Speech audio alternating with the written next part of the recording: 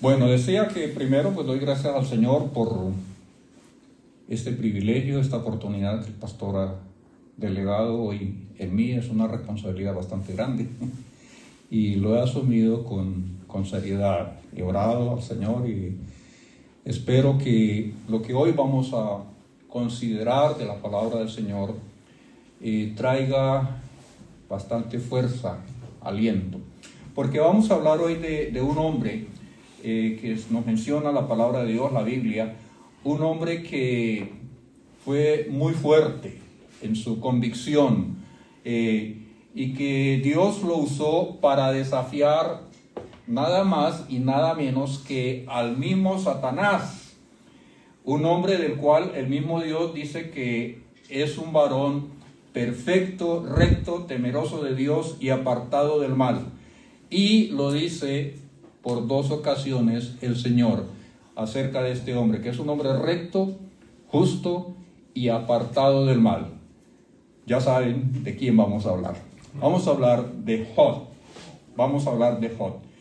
Y este hombre, Jod, va a pasar una prueba de las más difíciles que un ser humano pueda soportar. En un solo día, miren ustedes, en un solo día, él va a recibir una descarga macro, monumental, una descarga sobre su vida, sobre sus emociones, sobre su corazón, impresionante. En un solo día él pierde todo, pierde sus riquezas, sus fincas, sus ganados, y como si fuera poco, 10 hijos en un solo día van a morir. Y hay más.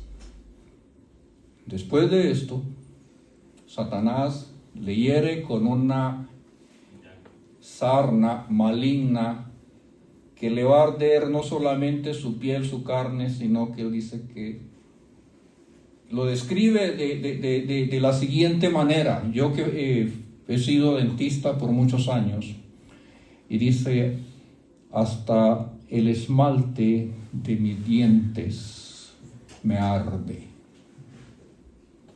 Sus tuétanos, afectados por una terrible enfermedad. Y lo ha perdido todo, sus hijos, en un solo día. Y aparte de esto, 3 de sus mejores amigos van a consolarlo. Y ellos llegan y van a permanecer en silencio por 7 días, no dicen nada, porque al ver a su amigo en esta condición, ellos sienten dolor, sienten vergüenza y permanecen en silencio. Yo creo que aquí hay una enseñanza. Recientemente un pastor y muy amigo mío, y hacía muchos años no nos veíamos porque él se fue a vivir a Estados Unidos. Y ya yo estoy aquí en Madrid, eso fue hace unos pocos meses. Y mi hija me llama y me dice, mira, Estriberto está aquí en el seminario donde yo estudié, en Cali. Y dice, ay, qué bueno. ¿Cómo hago para hablar? No, ahora él te va a llamar. Y sí, por la noche Estriberto me llamó. Y comenzamos a hablar y yo le digo, Estriberto, me le das un abrazo y un saludo a Chabuca, Isabel, pero de cariño nosotros le decíamos Chabuca a la esposa de él. Y él me dice, Enod, hace 2 meses ella está con el Señor. Yo quedé mudo. Lo único que pude decir, Estriberto, no sé qué decirte. Me dice, yo sé, ¿no? Tú amabas a Chabuca también. Y estos amigos de Jod van a permanecer en silencio, pero después rompen el silencio y comienzan una serie de discursos y de cuestionamientos que van a terminar en reproches para Jod, y los reproches se van a hacer tan fuertes que ellos terminan sentenciando a Jod y diciéndole, tú estás así porque has cometido una gran maldad. Y Job comienza, el libro de Job es una defensa de Job, de que él es inocente, de que como hombre carnal sí ha pecado contra Dios, pero que es un varón, como Dios mismo lo describe, justo y recto y temeroso delante de Dios, y que él no está así por un castigo que Dios le ha enviado. Y esa es la defensa de Job. En el capítulo 23, Job habla y dice, hablaré con amargura. Busquemos capítulo 23.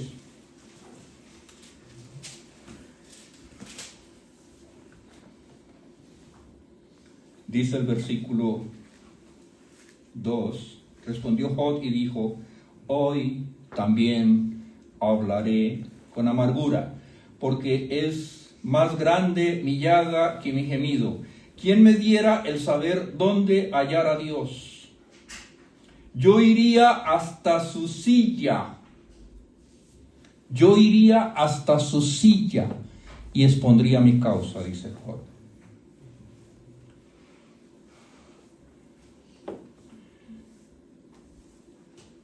¿Quién me diera el saber dónde hallar a Dios? Está diciendo Job.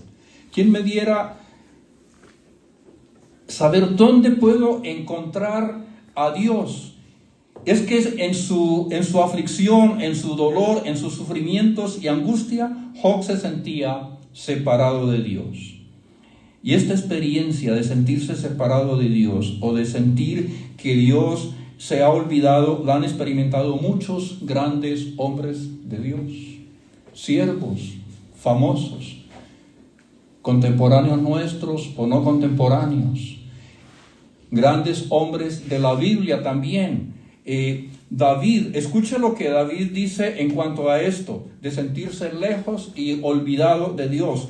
En el Salmo 22 dice, Dios mío, ¿por qué me has desamparado? ¿Por qué estás tan lejos de mi salvación? De las palabras de mi clamor, clamo de día y no respondes, y de noche y no hay reposo para mí. Tremendo.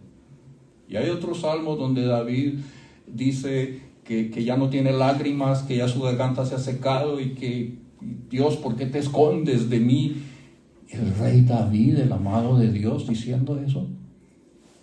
Bueno, el mismo Señor Jesús se siente solo en el Getsemaní y un ángel tiene que venir a confortarle, a consolarle.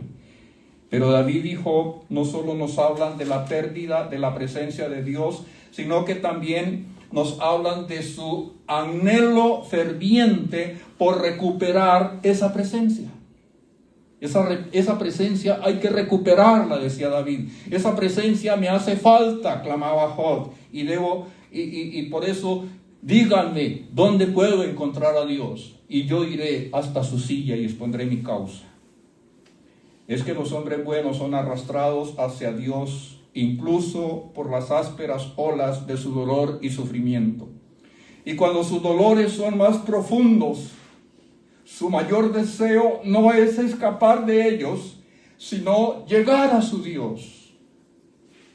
Esta es una cita de Carlos Spurgeon. El deseo anhelante de un hijo de Dios afligido es volver al rostro, volver a ver el rostro de su Padre. Job tiene un concepto muy claro de quién es Dios y él dice, yo iría hasta su silla. Y esa no es una silla mecedora debajo del palo de mango donde está sentado echándose viento. No. Esa silla es el trono donde está sentado, es su trono de gloria. Y Job lo sabe. Entonces, ¿qué está diciendo? Es una silla real. En el capítulo 6 de Isaías, vamos al libro de Isaías. Isaías capítulo 6. Dice, en el año en que murió el rey Usías, 6:1. En el año en que murió el rey Usías, vi yo al Señor sentado sobre un trono blanco, alto y sublime, y sus faldas llenaban el templo. Por encima de él había serafines, cada uno tenía 6 alas, con 2 cubrían sus rostros, con 2 cubrían sus pies, y con 2 volaban.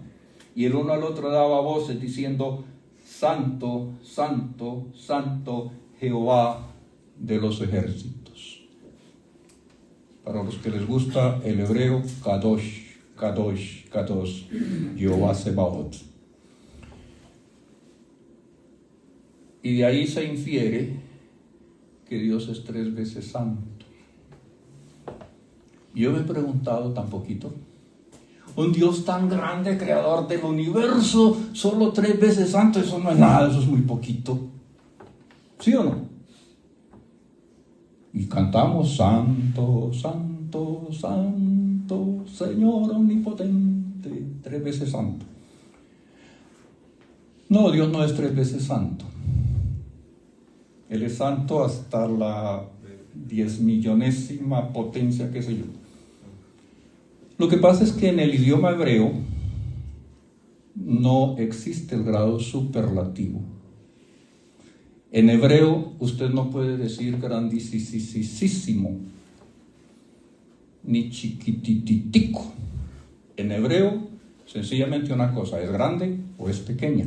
Entonces el judío, el israelita, el hebreo, para decir que una cosa era muy grande, decía en este caso santo, santo, santo, y estaba diciendo santísimo. ¿Está claro? Muy bien. Entonces dice que en el año en que murió el rey Usías, y Usías gobernó Judá durante el año 27 del reinado de Jeroboam II de Israel. Tenía solamente 16 años Usías. 16 años cuando comienza a reinar, y reinó 52 años. Imagínense, 52 años. Gracias a Dios, fue un buen rey. Fue un buen rey, un rey maravillosamente inteligente, renovador en su reinado. El estado de Judá prosperó, y esto lo podemos leer en Segunda de Crónicas. No lo vamos a leer, solamente doy la referencia, Segunda de Crónicas. Y dice que derrotó a los filisteos, derrotó a los árabes, construyó torres, construyó tanques, fortaleció el ejército, hizo caminos, hizo fortalezas. No, qué maravilla de rey. Pero se engrandeció, y al engrandecerse se llenó de soberbia y comete un acto de sacrilegio. Rompe la barrera sacerdotal. 80 sacerdotes le hacen una barrera para impedir que él entre al lugar santo a ofrecer incienso, y él rompe esa barrera y se llena de ira y coge el incensario. Y se demora más en comenzar a mover el incensario cuando le aparece la mancha blanca en la frente.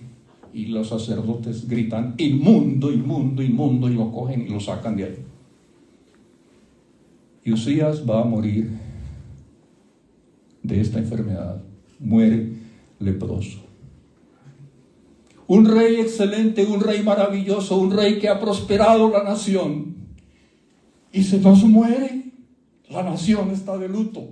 Isaías está llorando, y en su duelo entra al templo. ¿Y qué ve cuando entra al templo? Dice que ve al Señor sentado en su trono de gloria, y sus faldas llenaban el templo, y serafines que volaban con 6 alas diciendo: Kadosh, Kadosh, Kadosh, Jehová de los Sebaot, Jehová de los ejércitos. ¡Qué visión tan extraordinaria! Por 50 Isaías tiene que arrepentirse.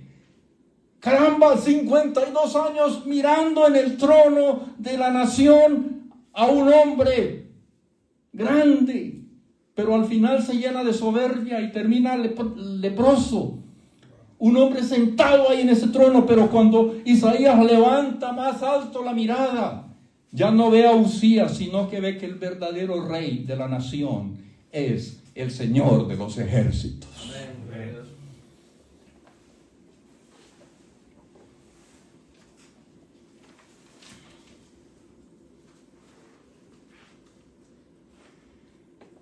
Y ese verdadero rey de la nación no es un hombre iracundo, no es un dictador, no, es el verdadero rey, Cristo el Señor.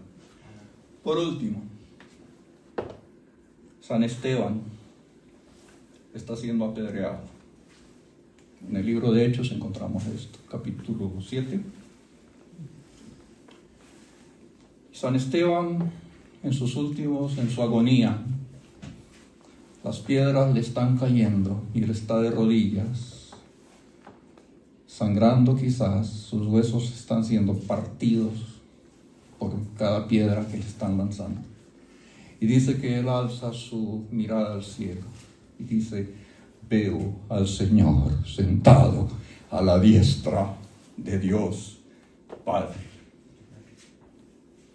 El anhelo de Job por la presencia de Dios no solo era por el consuelo espiritual, también lo quería para ser reivindicado en la Corte Suprema de Justicia Celestial, en la Corte Suprema de Justicia del Señor, especialmente frente a las fuertes acusaciones de sus amigos. David dice: unges mi cabeza con aceite, aderezas mesa delante de mí en presencia de mis angustiadores. Job dice que Dios conoce su camino y que al ser probado saldrá como oro de 24 quilates. Bueno, esto de los 24 quilates es agregado por el pastor Henao. Pero usted lee ahí en Job 23 que Job dice: yo llegaré a la silla, a su trono, entraré a la Corte Suprema de Justicia y el juez de jueces me va a juzgar y yo saldré limpio como el oro.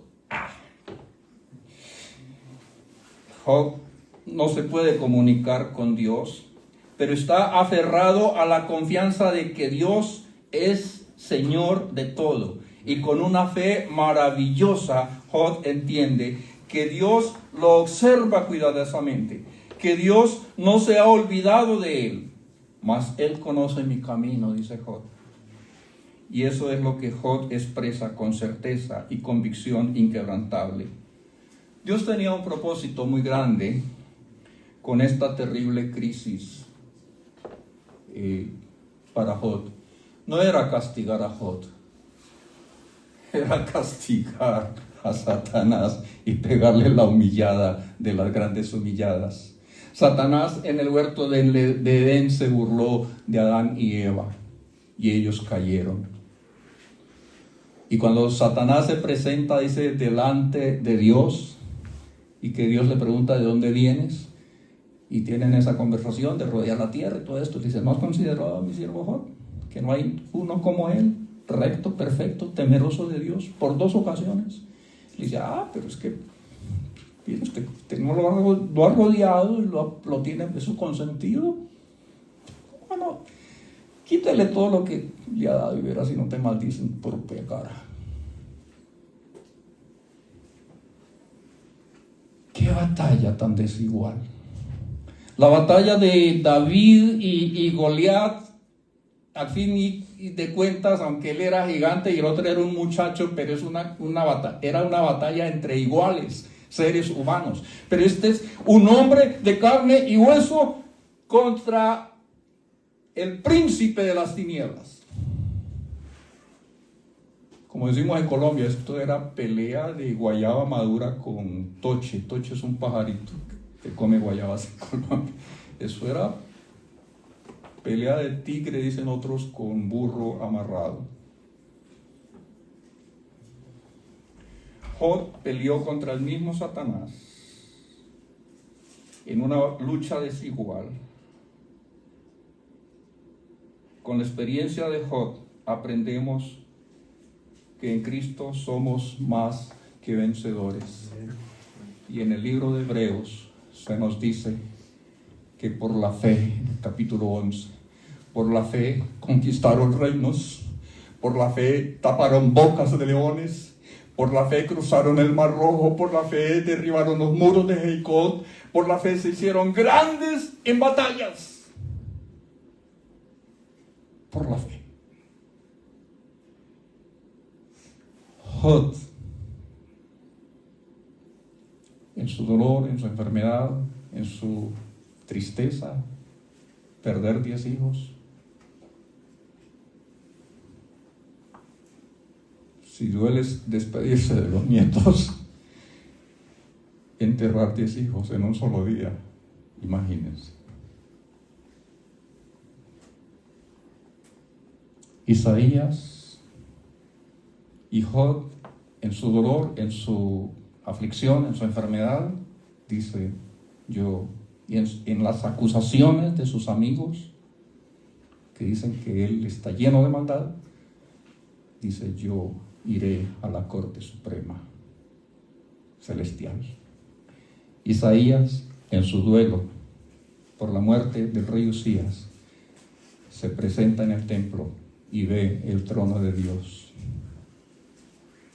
San Esteban, en su agonía, moribundo, levanta la vista al cielo y ve el trono de Dios. Que Dios nos ayude a levantar también nuestra vista y que podamos ver al Señor sentado en su trono, lleno de majestad. Por eso debemos ser reverentes ante el Señor. Que Dios los bendiga, mis hermanos.